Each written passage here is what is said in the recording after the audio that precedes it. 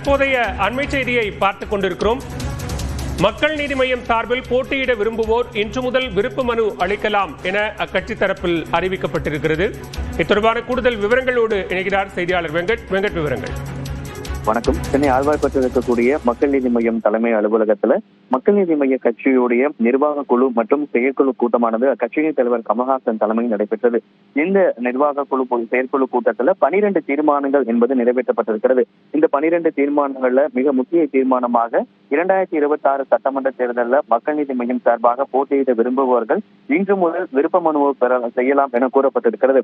விருப்ப மனுவுக்கு கட்டணமாக 50,000 ரூபாய் நிர்ணயம் செய்யப்பட்டுள்ளது. அதே போல மக்கள் நீதி மய்யம் கட்சி தொடங்கப்பட்ட பிப்ரவரி 21ஆம் தேதி ரிமெம்பரிங் பாபுஜி என்கின்ற பெயரில் மதுரையில் பிரம்மாண்ட கூட்டம் நடத்த இந்த செயற்குழு கூட்டத்தில் முடிவெடுக்கப்பட்டிருக்கிறது. அதே போல வருகின்ற ஜனவரி 26ஆம் தேதி குடியரசு தினம் அன்று கிராம சபை கூட்டத்தை கூட்டவும் அதே போல ஆளுநருக்கு எதிராகவும் இந்த கூட்டத்தில் தீர்மானம் என்பது நிறைவேற்றப்பட்டிருக்கிறது. ஆளுநர் அவர்கள் மக்களால் தேர்ந்தெடுக்கப்பட்ட மக்கள் பிரதிநிதிகள் நிறைந்த சட்டமன்றத்தின் மாண்பை குலைக்கும் வகையில் நடந்து கொள்வது சிறிதும் ஏற்கத்தக்கதல்ல. அவர் பதவியின் மாண்புக்கு ஏற்பவும் தமிழ்நாடு மக்களின் நலனின் முன்னிறுத்தும் செயல்பட வேண்டும் என இந்த தீர்மானத்தில் நிறைவேற்றப்பட்டிருக்கிறது. அதே போல மகாத்மா காந்தி ஊரக வேலை வாய்ப்பு உறுதி திட்டத்தில் மத்திய அரசு கொண்டு வந்துள்ள மாற்றங்கள் ஏற்புடையது அல்ல உள்ளிட்ட 12 தீர்மானங்கள் நிறைவேற்றப்பட்டிருக்கிறது.